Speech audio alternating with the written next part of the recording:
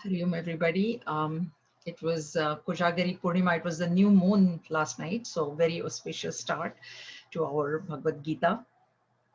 Um, Gita Dhyana shlokas, we just heard all of them. Traditionally, they are chanted before starting the studies of Bhagavad Gita, and not just starting, but every time we have a Bhagavad Gita lecture, these verses will be played or chanted by me, whatever. The verses are not a part of the Mahabharata epic. As we all know, Bhagavad Gita appears in the Mahabharata, but not these verses. These verses were written by a learned scholar called Madhusudan Saraswati ji. He has also written commentary on Bhagavan Shankaracharya's Bhashya as well on the Gitas. But he is a 14th century learned master who was very well versed in the Bhagavad Gita. However, it is said that he did not have, or he didn't think he had that much devotion. And so his guru advised him to write verses in praise of the Bhagavad Gita. And he meditated on the Bhagavad Gita, and he came up with these 9 verses, which then became a part of the Gita after the 14th century. The pushpikas that we will be listening to at the end of every chapter also are assigned to him. They are also not a part of the Mahabharata epic. Actually, in the Mahabharata, the chapters are not there. It was not like Bhagwan said, oh, chapter 1 over, now I'll start chapter 2. It's a continuous dialogue of 700 verses in the Mahabharata, the Bhagavad Gita, between Arjuna and Bhagwan Sri Krishna. But these verses and the pushpikas and the chapters were made also afterwards. So each chapter, it was divided into the 18 chapters afterwards. These 9 verses written by Madhusudan Saraswati ji will talk about the Bhagavad Gita, the Bhagavad Gita itself, herself, the writer of the Bhagavad Gita. The writer of the Bhagavad Gita is Bhagwan Veda Vyasa, writer. But the speaker, of course, is Bhagwan Sri Krishna. So it will talk about the writer, Veda Vyasa.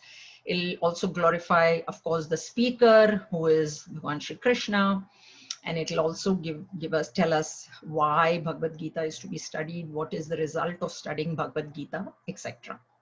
So we begin with these, we study these shlokas first, and then we go on to our, the chapter. So the first one, Om Parthaya Pratibodhitam Bhagavata Narayanena Swayam Vyasena Grathitam Puranam Munina Madhye Mahabharatam Advaitaamritavarshinim Bhagavatim Ashtadashadhyayinim Ambatvamanusandadhami Bhagavad Gite Bhavadveshinim. Om, Bhagavad Gita, with which Partha was enlightened by Sri Narayana himself, and which was incorporated in the midst of Mahabharata by the ancient Saint Vyasa, O Blessed Mother, who is showering the nectarian philosophy of Advaita in the form of 18 chapters. Upon thee I constantly meditate, you the sure antidote to the rocking experiences of change. Gurudev's words. Anyway, when we start, most of the verses in Sanskrit, when we start, you will notice that it is written like Devanagari from left to right, but you need to read it like Urdu from right to left. Usually it will go like that. And also the verse will actually start from the last line and it'll go up. It's like that. So here also, we start with the last line. Hey Amba. Last line, first word is Amba. Amba means mother. So, O mother, Tvam anusandadami. Tvam, on you I meditate. Okay, O mother, on you I meditate. Who is this mother? Who is the mother? Bhagavad Gita. Bhagavad Gita is the mother. The reason that this Bhagavat has been specified is that there are many Gitas. This is not the only Gita that there is there.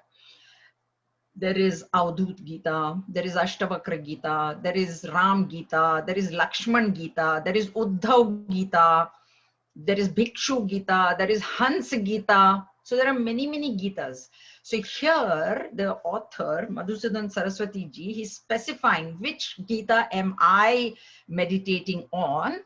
So that is Bhagavad Gita, Bhagavad Gita. And who is this Bhagavad Gita? What does she do? What does this mother do?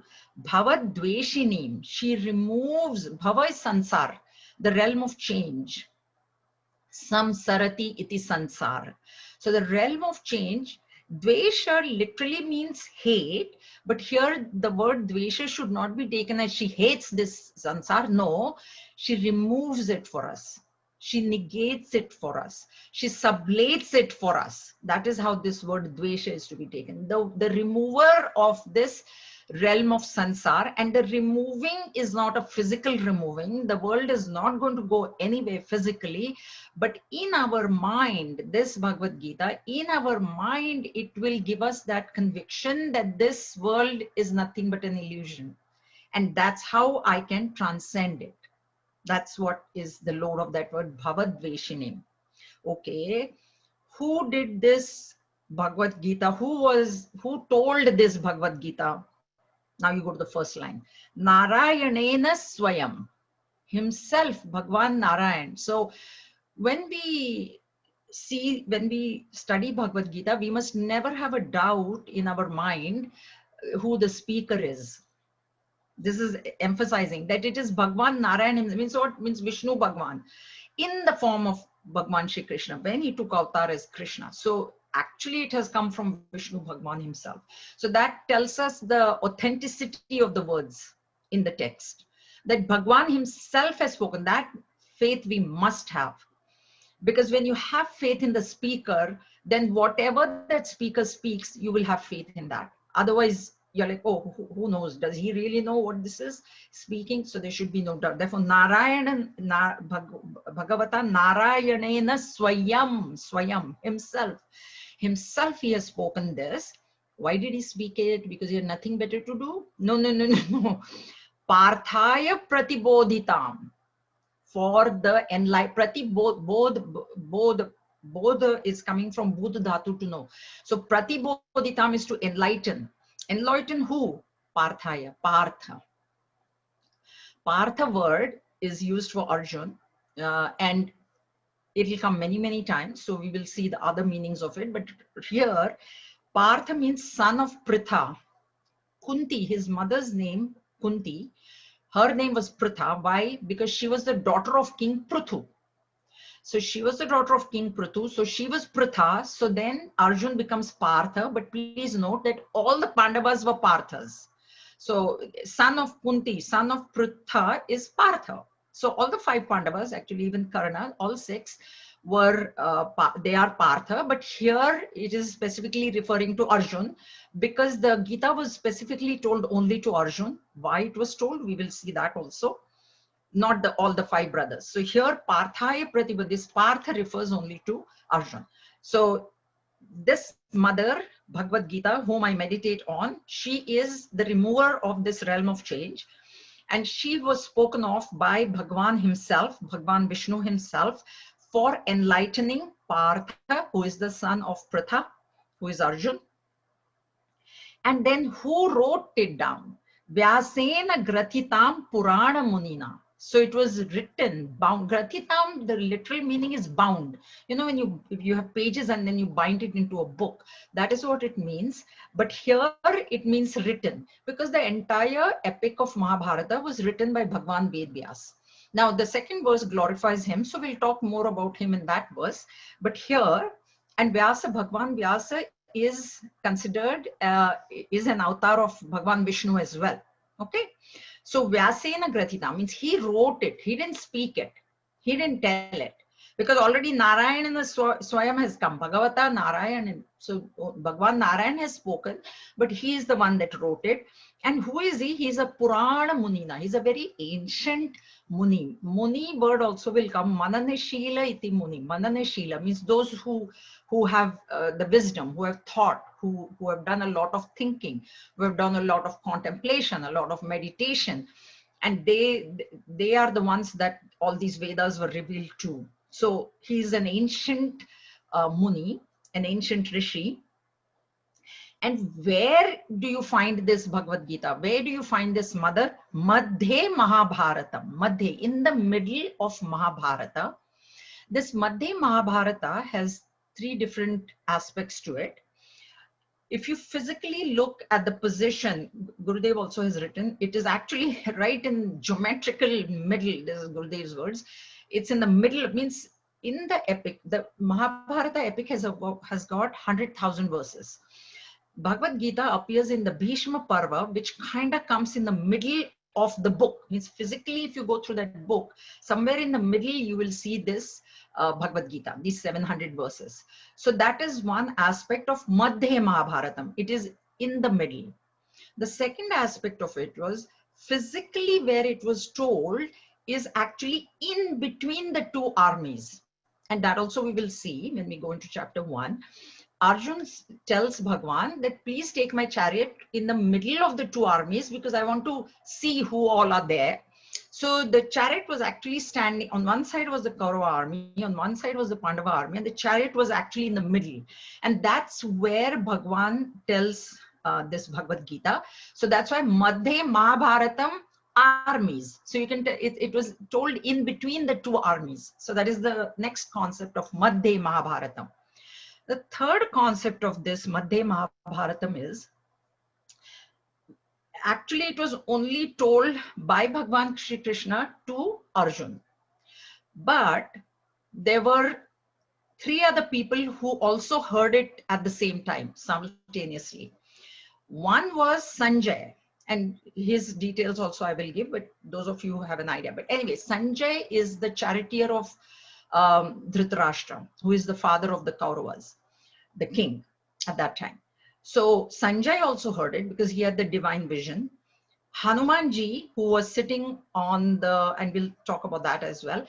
Hanumanji was sitting on the flag of the chariot of Arjun because Krishna had called him for the war. Bhagwan, because he's the Chiranjeevi.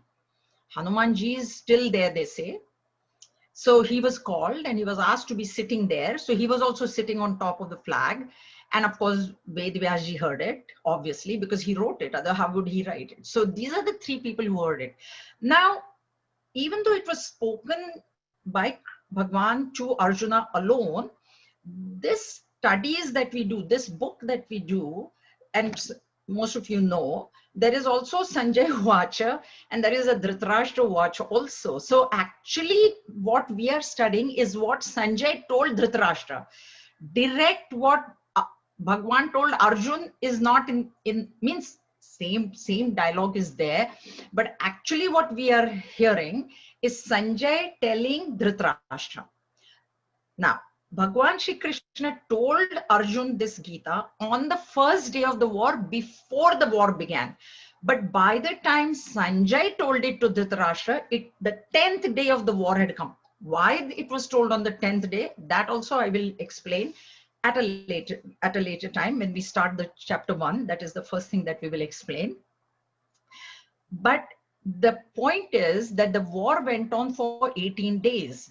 And the Bhagavad Gita that is in our textbook, and that what we are studying is actually being told on the 10th day of the war, and therefore Madhya Mahabharatam. It was not, what we are hearing is happening on the 10th day of the war, not on the first day. Okay, so that's why also it is Madhya, it is in between. 18:9 is in the middle, 10th day. Why it was told on the 10th day, why Dhritarashtra asked it on the 10th day, all those questions we will answer later. Right now there is no need. But those are the three connotations of this Madhya Mahabharatam. Physically it is in the middle in the book. In the book, if you actually take the Mahabharata book, it will be somewhere in the middle. It was told in the middle of two armies, and it was told in the middle of the war. Well, when the war was actually going on the 10th day it was told. That is what we are studying. So, Madhya Mahabharatam. And what does she do? Advait Amrita Varshinim. Varshinim coming from the word Varsha means rain. So she rains Amrita, nectar of what? Nectar of what? Advaita philosophy. So Bhagavad Gita tells us the philosophy of Advaita Advaita philosophy, which is nectarine, which is like nectar, because it gives us the path to immortality. It is telling us the way to get moksha, liberation, final liberation. And that's why she has been described as Advaita Amrita Varshini, the one who reigns. Reigns means not R-E-I-G-N-S, R-A-I-N-S, one who reigns the nectar of Advaita philosophy. Bhagavatim Ashtadashadhyayinim. And this Bhagavati, this goddess, this mother, how many chapters does she have? She has 18 chapters that we know, 18. 18 is a very, very important number in Hindu philosophy. And the reason that it is that important, it has got two numbers, right? 1 and 8. 8 represents this entire material world. In chapter 7, Bhagavan himself will say, this world is nothing but my lower prakriti. It is the Ashtadha prakriti. Ashtadha means 8-fold prakriti, which is this world, is my lower nature. So 8 also is Bhagavan only, but his lower nature. And that 8 comprises of the 5 great elements: space, water, fire, water, earth, and space, air, fire, water, and earth, 5. And then mind, intellect, and ego. So mana, buddhi, ahankar. These are the 8 aspects of this material world. And 8 represents the material world. 1 represents the Lord. Okay, because there is only one, Advaita, remember? So there is only one without a second. So 1 represents Bhagwan and 8 represents this entire world. Now, the takeaway for us is 8 is the material world. There is nothing wrong in going after means earning wealth. Okay, there's nothing wrong. You need wealth. Grahasthas especially definitely need to earn, because they need to support the other ashramas.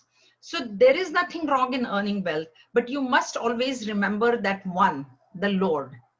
So you must not think that, oh, I got a degree and I applied for a job and I got the job and I am earning the money. Who else has helped me? I did it on my own. That attitude should not be there. You must always have that gratitude for your teachers, your parents, whoever that has helped you along the way. People have helped you along the way. That's why you reached that stage wherever you reached. So when you do that, 1 plus 8 makes 9. 9 is a whole number. Why? Because 9 times 2 is 18. 8 plus 1 is 9. 9 times 3 is 27. 2 plus 7 is 9. If you go down like this, 9 times 10 is 90. You stay at 9. So when you include God in your life, when you include Bhagwan in your life, you will have a whole holistic life. 9. Okay? As opposed to if you say, I was intelligent, I studied, I went to school and I did this and I, without the 1. So you have 8, you have the material prosperity. Material prosperity can be gained. 8. 8 times 2 is 16. 6 plus 1 is 7. You're down 1 number. 8 times 3 is 24. 2 plus 4 is 6. You're down another number. The more you increase your wealth, 8 times 1, 8 times 2, 8 times 3, 8 times 4, 8 times, whatever number comes, you're going down 1 notch. So when you only have that, that's why 18 is a very, very important number to be remembered. 1 plus 8. Yes, you have your Ashtada Prakriti, which is the lower Prakriti of the Lord. But in the same chapter, Bhagavan also says there is my higher Prakriti, which is that 1. And therefore we see Bhagavad Gita, 18 chapters. This Mahabharat war went on for 18 days. How much army was there? 18 divisions. Akshay Yoni, that is the term that was used that time. But in modern army language, if you know, there are divisions in the army. There are divisions under the command of, higher. So there were 11 divisions on the Kaurava side and 7 divisions of army on the Pandava side. So total it was 18 divisions that were there, 18. There are 18 Puranas. 18 Puranas. So that's why this 18 is got great significance. in Hindu philosophy, which tells us that we are including Bhagwan in everything that we do. 1 plus 8. So what we have to remember is that no matter what we do, how much success we gain, we must not forget the hand of Bhagwan in there. At least have gratitude for your teachers, your parents, etc., etc. Okay, so this verse is describing Bhagavad Gita itself, herself. Okay, calling her a mother. Oh mother, I meditate on you. You are Bhagavad Gita. You are not any other Gita. You are Bhagavad Gita, because I know there are many other Gitas. And you are the remover of this sansar, this realm of change, not a physical removal. I'm reminding you again, it is in the mind that the world will get negated, sublated, falsified. And who spoke this? Who spoke this? Narayana Swayam, Bhagwan, Narayan himself has spoken this. We must have that faith. And why did he speak it? To enlighten Partha, who is Arjun, who is the son of Pritha, and who wrote it down for us? Bhagwan Veda Vyasa. And who is he? He's a Purana, he's an ancient Muni. We'll talk about him in the next verse. He's an ancient Muni. And where was this Bhagavad Gita? In the middle of Mahabharata. So physically in the middle of the book. Location-wise, it was told in the middle of both armies.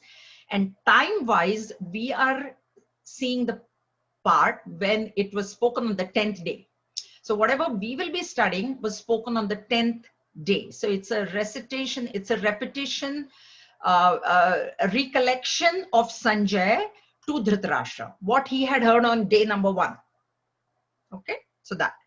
And then what does this mother do? What does she do? She rains this Amrita, this nectar of Advaita philosophy on us. And she is made up of 18 chapters. Okay, so that's the description of Bhagavad Gita. Now, Namostu te vyasa vishala buddhe fullaravindayata patra netra yena tvaya bharata taila purnaha prajwalito jnanamaya pradipaha. Namaha astu te vyasa. So this is the glory of Bhagwan Veda Vyasa. The story, this word Vyasa, salutations. Okay, let's start with this Namaha, salutations. And as I was just telling in yesterday's class, one hand represents the 5 organs of perception, the other hand represents the 5 organs of action. And when you join both of them together, Namaste, to do Namaste, you are surrendering your individuality with all the senses under control. That's the significance of this joining hands. And this has become very important now, because now you can't shake hands with anybody. So now we go back to our Indian, where we were, shake hands and hug and hug. We didn't have this hugging business in India. We didn't have previously, right? Now back to origin. You do namaste to everybody else, namaste, namaste from far. But that is the significance of that. That with all my organs of action, all my organs of perception, senses, I salute, I surrender unto you. Vyasa, is everybody familiar with the story of Bhagwan Vyasa's birth? Yes. Everybody's yes? No? Okay. So the ones who know can tell the ones who don't. Anyway, let me tell you. Because it's important to understand who Vyasa is. In our minds, we might, see, Bhagwan Veda Vyasa wrote the 18 Puranas. Bhagwan Veda Vyasa wrote Mahabharata, 100,000 verses. Are Baba, how much life did he have? Then not only that, Bhagwan Veda Vyasa also compiled all the Vedas. So that's why it is very important to know who this Vyasa is. Because can you imagine 100,000 Mahabharata verses, 18 Puranas, all 4 Vedas he compiled. So what kind of life, how much lifespan did he have? How intelligent was he? To know this, we have to know his birth, his story. He is the avatar number 1 out of Bhagwan Vishnu. Okay, so he is Bhagwan himself. So those who have faith can appreciate the fact that if he is an avatar of Bhagwan, my God, what is not possible for Bhagwan to do? So if he wrote 18 Puranas, no surprise. If he wrote Mahabharata, no surprise. If he compiled all the Vedas, no surprise for them. Bhagwan Ved Vyasa's story is, there was a Rishi Parashar. He is the son of Rishi Parashar and a fisher woman named Satyavati, if I'm correct. Satyavati. So Rishi Parashar was a realized master, realized soul. And in those days, he had to cross, you know, they used to live on the banks of the Ganges and Himalayas and all. So he had to cross this river. And to cross the river, there used to be a boat. There was no bridges. There was nothing.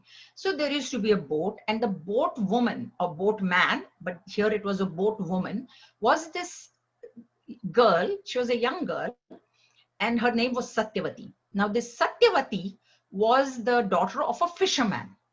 Okay, her father he used to fish, and that's how they would live. And she was his daughter. And then they had this boat service, you know, where she would take passengers from one end of Ganges to the other shore.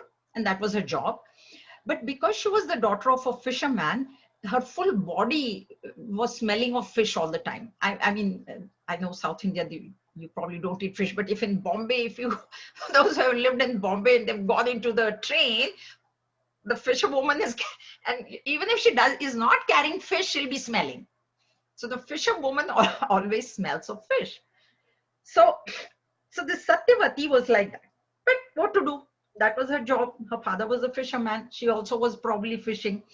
So one day, Rishi Parashar came and he wanted to cross the river, and he sat in her boat. So he was a realized master. Now what happened was, when he looked at the girl, he suddenly had a thought of mating with her.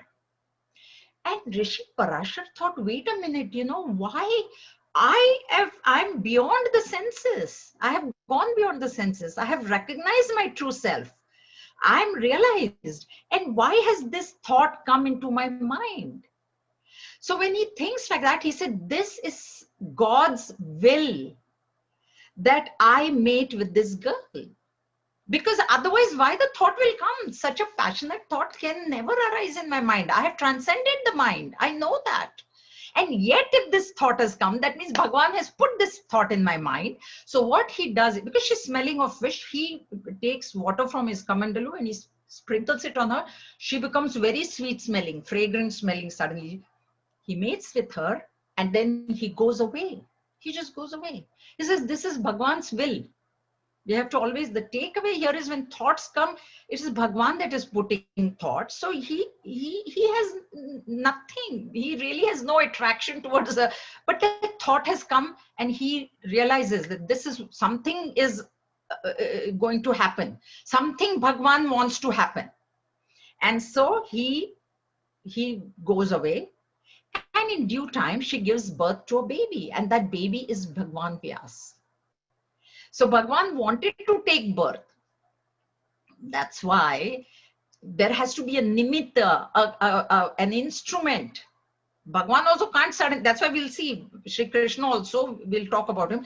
He took birth in Devaki's womb. Bhagwan also can't suddenly just appear on this earth. He has to have a medium to come through. And Satyavati and Parashar was the parents that he picked.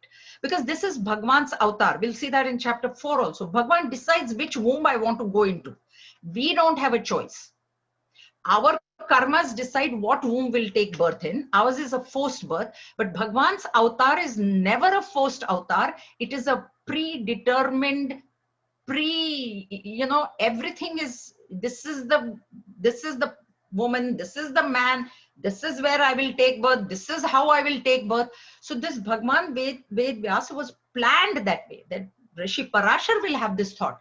Once in, that's it, finish. He never sees Satyavati again. He never worries also. He knows this is Bhagwan's Leela. This is my job. He's asked me to do this. I'm going to do this and I'm gone. So he goes. So this is the story of Bhagwan Ved Vyasa's birth. Now he grows up.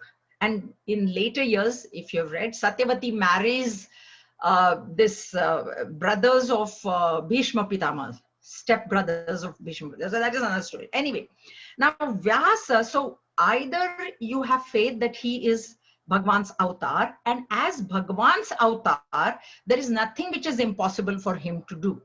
So he can do, write whatever, how many things and how many whatever. The other thing of this Vyasa, you can take it as a lineage.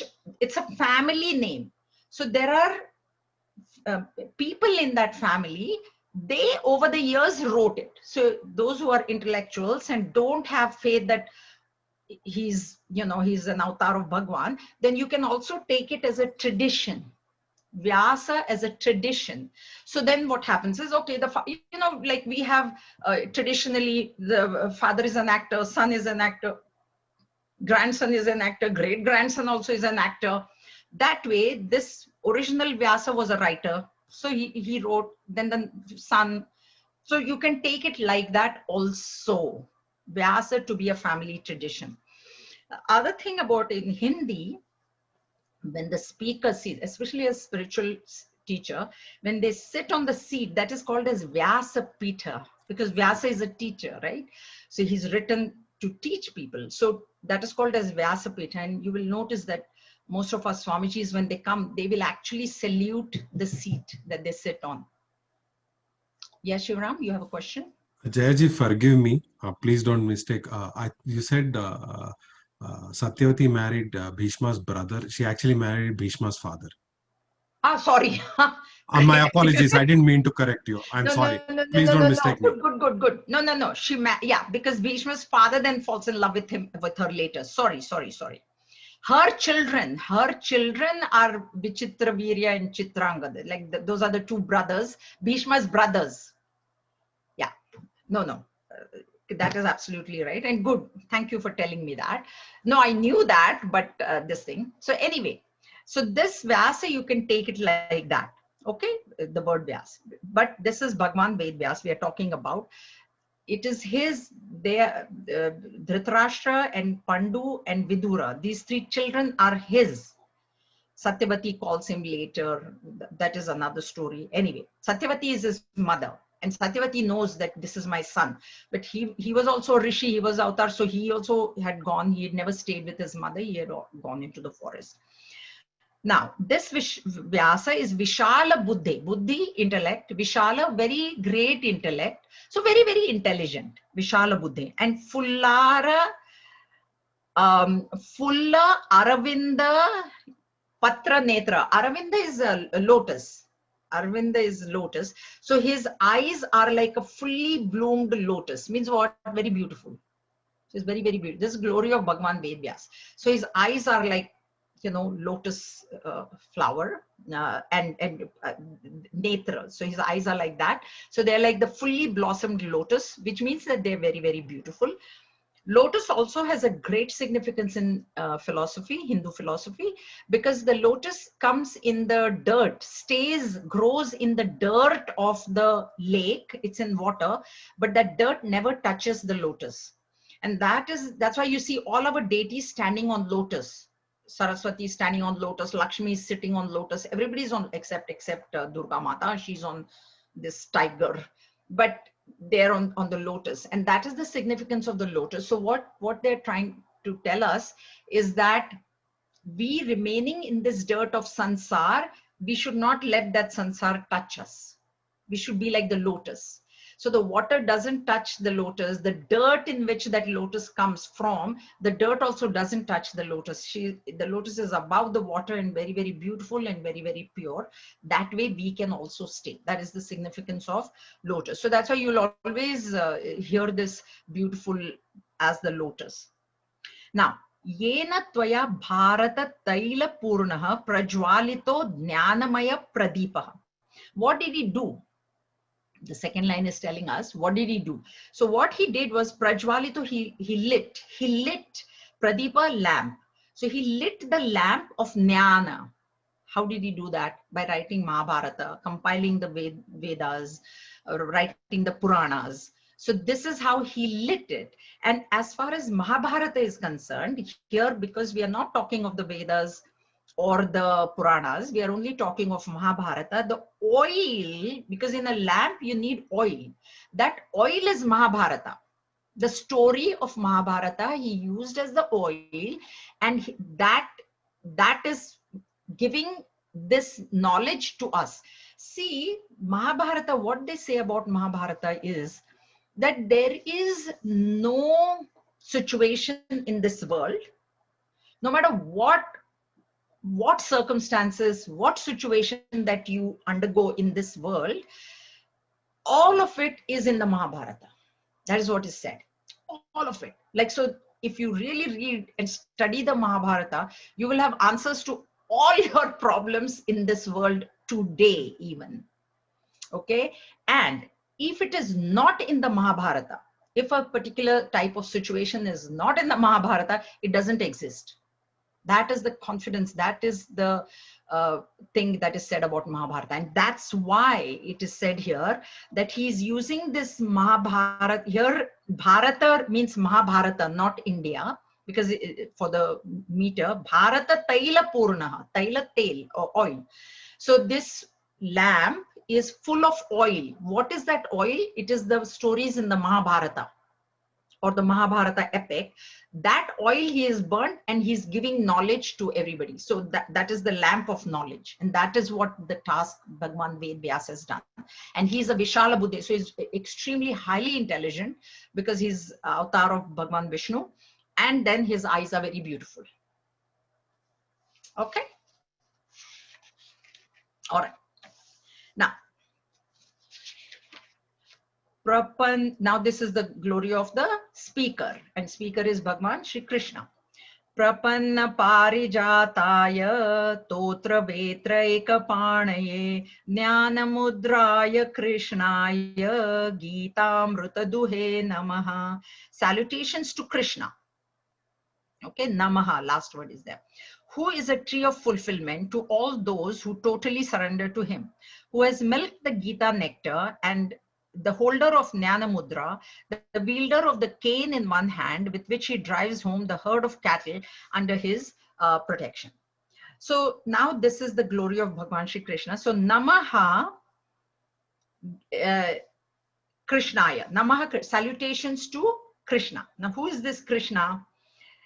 He is this Parijata tree. It is a celestial mythical tree which came out in the Sagar Manthan. You know, Devas and the Asuras, they churned the milky ocean, and that tree came out. And it is said that whoever sits under that tree and whatever wish he makes, it's fulfilled. So it's a wish fulfilling tree. This is what this Parijat is. And Prapanna, this Prapanna word will come in chapter 2, and I'll go into greater details, but Prapanna is surrender. Prapanna is to surrender.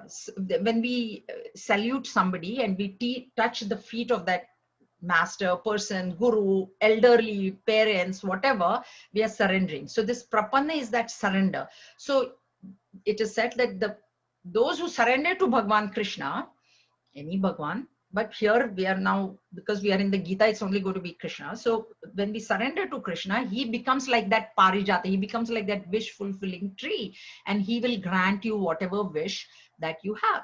So this is how he's described. And in the one hand, he has the Jnana Mudra. Now this is the Jnana Mudra. Okay, so we have 5 fingers. This finger is the culprit. It's the index finger is the ego. It represents the ego. Why? Because anytime I point, you know, you did this, you did this. I point fingers with this. So that's why they say that please, when you point this one finger at other people, remember that 3 fingers are pointed towards you. So that's why. And also when I say I, you know, I use this finger, right? I did it. I did it. I am so great. I am this. So that's why this is the index finger. These 3 fingers, the middle ring and the little finger, represent 3 things. Can be anything. It can be the gross, subtle, and causal bodies. It can be the sattva, rajas, and tamas, the gunas. It can be the waking, dream, and deep sleep states. Anything. So these 3 is that. This is the ego, and this is the Lord. Thumb is the Lord. So understand, see, if I lose one finger, you know, whichever one finger, my hand, I can still function. But if I lose the thumb, I can't grasp. So thumb is the most important in all these fingers. And therefore, the ego, the index finger has to go underneath the thumb. And that's why it is, that is what jnana is. When you surrender the ego to the supreme reality, that is what real knowledge is. This is, the ego does not allow us to surrender. It does not want to surrender itself, and it doesn't allow us to surrender. So this, that's why this is called as the Jnana Mudra. And therefore in meditation also, the mass, if you're going through guided meditation, they'll usually say, hold your hands, both hands like this and like that on your thighs, on your knees. So this is why this is the Jnana Mudra. Okay, that's why it is called as the Jnana Mudra. So this one, he has, one hand is the Jnana Mudra, and the other one he has the gourd and the cane, the wielder, Totra and Vetra. So there's a gourd and the cane. So the cane is to discipline people. You can take it like that. And the gourd is to, you know, catch you and then pull you towards himself. Anything. This is very important, the Jnana Mudra. And then who is he? He is the Duhe. Duhe is the one who milks the cow. So he is the one who is milking this cow of Bhagavad Gita. But what is he? Not physical, not milk, but amrit, nectar. So this Duhe, Gita Amrita Duhe Nama. So I salute to this Bhagwan Sri Krishna, who is the wish fulfilling, who is like a wish fulfilling tree. To do, whoever surrenders to him, he will fulfill the wishes. In his one hand is Jnana Mudra, and his other hand is holding the gourd and the cane, and he is milking this nectar, Amrita, from Gita. This is what he has given out, right? Because this is what he spoke. All right. Next, now the Bhagavad Gita again, not a description actually, not a glory. What is this Amrit that he is milking? Sarvopanishado gavo dogdha gopalanandanaha partho vatsa sudhir bhokta dogdham gitamritam mahata. All the Upanishads are cows. The son of the cowherd is the milkman. Partha is the calf. Men of pure intellect are the enjoyers, and the supreme nectar of Gita is the milk. So here it is telling us, Sarva Upanishado Gavo. There are 108 Upanishads. That is another thing. 108, 1 and 8, 18 again. So there are 108 Upanishads in the 4 Vedas. They are all cows. They are like cows. This is a metaphor. So they are like cows. And their essence is the Bhagavad Gita. That's why we have to understand that these 700 verses, see, there are 108 Upanishads. Now, in the previous times, people had time to study, you know, there was a lot of peace and all that. This Bhagavad Gita is being told in the Dwapara Yuga, and after this Dwapara Yuga, Kali Yuga was to come, and Bhagwan knew that. And Bhagwan knew that in Kali Yuga, it's going to be, people are not going to have any time. Do we have time on our hands? No. Everybody's so busy. That's why it's fast food, fast internet, fast. If it's not fast, means finish. You know, that's why phone and now mobile, it's ready there. You know, food is ready. So it's a fast thing. So in this Kali Yuga, Bhagwan knew that nobody is going to have time to read this 108 Upanishads, and who they won't even know the language, etc. So that is why towards the end of, because this Bhagavad Gita, towards the end of Dwapara Yuga, it was coming to an end, and he knew he had to leave. So he took the essence of the Upanishads and he gave it out as Bhagavad Gita. So 108 Upanishads have been condensed into 700 verses. So that's why if you study the Bhagavad Gita, they say it is as good as studying the Upanishads, because everything in the Bhagavad Gita is from the Upanishads. Most of it is from Kathopanishad. Those who have, the verses will come where he has bodily lifted. Some of them he has lifted from some ideas he has lifted, or this thing. Ishavasya Upanishad, those who have studied. Ishavasya third verse is the seed of Bhagavad Gita. Third verse. So imagine, because it would be so difficult to understand the Upanishads, he simplified it and he just gave the essence out. And also he did not have the time, because Arjun came to him just when the war was about to start. So he did not have time to go through the 108 Upanishads. There was no time. There was a war impending. And that's what it is. We always have something to do. We have a to-do list, right? We don't have time. So in that thing, that's why he said, okay, condense. And even in the Bhagavad Gita itself, we don't have time even for Bhagavad Gita, honestly, full, because it takes 3 hours. So that's why he's given chapter 15 also. Chapter 15 is the essence of the entire Bhagavad Gita. And that is one of the reasons that if we chant chapter 15, it's like we have chanted the whole Bhagavad Gita also. So that's only 20 verses and that. So that is a further thing to come. So these Upanishads are the cows, and Dogdha is the one who milks the cows, is Gopala Nandanaha. So we know his childhood was in Vrindavan and he was actually tending the cows. So it's a very apt metaphor that he was actually physically also doing that in his childhood, looking after the cows and milking them. Now what he has done is he has milked these cows of Upanishads and he has given it to who? Partho Vatsa Sudihi Bhokta. Remember one thing, those of you who have had farms or whatever, the cow will never allow anybody else to take her milk until her calf has drunk it. So the first drink of that milk, that calf has to have. Otherwise, she will not give milk to others. And then the milkman can go and milk her, milkman or woman, whatever. So that's why here, Arjun was the first one to receive this knowledge. Because unless Arjun received it, nobody else would have gotten it. So Arjun got. And how should this Partha be? Sudihi Bhokta. Sudhi is intellect. He must have a very good intellect. Means what? Means the student must have a pure intellect. Then he can enjoy this nectar, this milk. Otherwise, there'll be confusion. If that receptacle of the mind is not clean, the knowledge that is put into it will get contaminated. That's why this su is good. Sukha, su, do is bad. That's why Duryodhan, Dushasan, that's why do. And su is good. So sudhi means good intellect, means pure intellect. So person with pure intellect, when he gets this nectar, he will understand it correctly. Dugdham Gita Amritam Mahata. So this Amrita of this Bhagavad Gita, it was given to Partha first. Vatsa is calf, so student or calf. So he was given it first, and now it is available to all of us. Just like the cow will always first give it to her calf, the milk. Milk will always go to the calf first, then others can take it. Okay. Metaphor. Now, Vasudeva Sutam Devam Kausa Chanura Mardanam Devaki Paramanandam Krishnam Vande Jagat Gurum.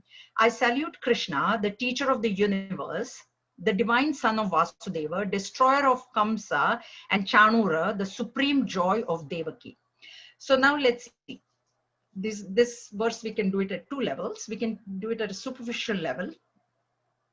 Vasudeva Sutam Devam. So Suta is son, child. So Vasudev, the father's name was Vasudev. His dad, birth dad, Vasudev and Devaki, they had done a lot of penance. See, Bhagavan doesn't take avatar anybody. Even Kausalya and Dashrath had done lot of tapas in their previous births. And then Bhagavan had become very happy. And then they asked for a child. They said, we want a child like you. Then Bhagavan said, there is nobody like me. So if you want a child like me, I only have to come. So he came as Sri Ram for Dashrath and Kausalya. Yeah, they said, we want somebody like you. He said, I'm incomparable. There is nobody like me. So if you want somebody like me, means I only have to come. So I will only come. And he came as Ram. So same way, Devaki and Vasudev also had done a lot of tapas in the previous births, and they wanted him to come as their son, and that is why he chose to come as their son. So Vasudeva Sutam Devam. And what did he do? Kamsa Chanura Mardanam. Kamsa was his mama. Devaki's brother was Kamsa. Chanur was the right hand man of Kamsa. You know the story of Kamsa and Chanur, everybody? Everybody knows? Everybody knows? Good, good. So Kamsa, he physically he did destroy Kamsa and Chanur. When he was 8 years old, he goes back to Mathura and he kills them, and he frees his grandfather. Even Kamsa, his own father he had put in jail, his sister he put in jail, brother-in-law he had put in jail, he frees them all. So that is this thing. Devaki Paramananda, mother, he was the supreme bliss of Devaki, right? The mother's supreme bliss. And Krishnam Vande Jagat Gurum. He's Jagat Gurum because why? He gave out the Bhagavad Gita, which is now for all of us, for the entire world. So this is a superficial meaning. But if you go a little bit deeper, Vasudeva Sutam represents his avatar. What he will say in chapter 4. Yada yada hi dharmasya glaner bhavati bharata. I come whenever there is a decline in dharma, I come. So this is what he's saying. This is my avatar. He's not saying, this is what Madhusudan Saraswati ji is saying. This Vasudeva Sutam Devam is representing his avatar. And yada yada hi dharmasya glaner bhavati bharata, means Kamsa and Chanur, only two names are given, but it is the entire adharmic people who had increased. So the purpose of his avatar, that is what is being told in this verse. So his avatar as the son of Vasudeva and Devaki, and the purpose. So one of his purposes was to reduce adharma, to create a balance. There was becoming an imbalance because adharma was increasing, on the rise. In Dwapara Yuga, they say that the cow of dharma was standing on 2 legs. So it was in Kali Yuga, it is standing only on 1 leg. So a lot of imbalance is there right now, and we see that right now. Too much. That's why he's creating a balance now, you know. So this Kamsa Chanur Mardanam represents his purpose of his birth. Devaki, he's the bliss of the mother, and Jagat Guru, the other purpose of his birth, avatar, was to enlighten Arjun, enlighten us, to give us something in Kali Yuga that we could follow, because we won't have time to do all these Upanishad business. Vedas, so hardly anybody knows what they are. Upanishads, even people don't know. At least that's why Bhagavad Gita is so, like, you know, at least everybody knows Bhagavad Gita. Even other Westerners, you know, oh, what do you do? They ask me. I say, okay, Bhagavad Gita. Yeah. Okay, I teach Bhagavad. That's all I say. Okay, so that's why Jagat Guru. So actually, there are one purpose is to destroy the wicked. Second purpose of Bhagwan's birth, which is not mentioned here, is to remove the ego of the gods, of the devas, because they were becoming very egotistical. So to reduce that. And third thing was to teach. So he fulfilled all his whole avatar is being explained in this verse. Okay, superficially, yeah, he's the mother, and this is, yeah, he did kill Kamsa Chanur, but we have to take it as other people also, Putana, Shishupal, so many, you know, Shaktasur, and then ultimately Kauravas. Jarasandh he destroyed. So all this. So that was the purpose. Okay. So we'll stop here today. And the next 6, 7, 8, and 9, there are 4 more we will do next time. So it is the next one is a description of the war itself. Bhishma Drona Jata. So we'll see that. That's a little bit more explanation. If people know the stories, then I don't have to, then I'll go fast. But if they don't, then I will tell the stories. Can I just ask a quick question? Yeah. This Mahabharata is explained from day 10 onwards. So what happened in the first 9 days? No, what I said was the Bhagavad Gita, this Gita was told on the 10th day of the war. Mahabharata started with, with this Parashar and Veda Vyasa, there's the story of Bhagwan Veda Vyasa and all, that is all Mahabharata. It started with King Bharat, and then he married Ganga, and all that. War, the Bhagavad Gita itself was told as we study it on the 10th day. It was actually told on the first day.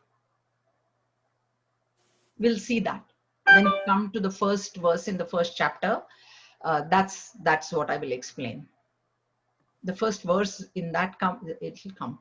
I don't want to go into the details right now because it's going to come again. Right now, just to understand Madhya Mahabharatam, that is one aspect.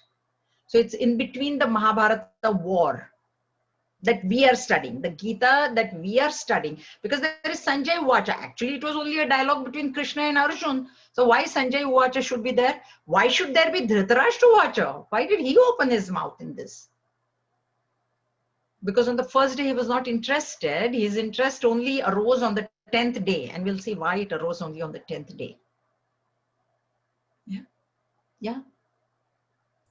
Jayaji, just last week we were discussing the 22nd verse of Amrita Bindu Upanishad, where Vasu and Vasu is Vasa, Vasudevam, the concept of that.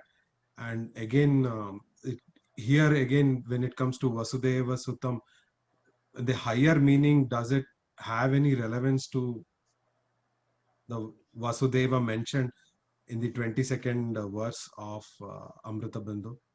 Is the Vasudeva? No, not a connection like that. But if you want to go into the etymological meaning of Vasudeva, Vasudeva actually means one with a pure heart.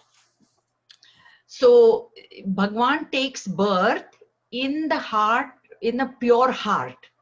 And that is one connotation that they give of Vasudeva Sutam. So that's why he took birth in Vasudev as Vasudev's son, and therefore he is known as Vasudeva. Okay. There it is Vasudeva, it is not Vasudeva. If I'm mistaken, Vasudeva, right? Vasudeva. So, you're right. Vasudeva it is. Vasu. That is Vasa. You're right. Yeah. Thank you, Jayaji. Yeah. So Vas Dhatu is to cover, from where Vastra comes. Vastra. Okay. Any more questions?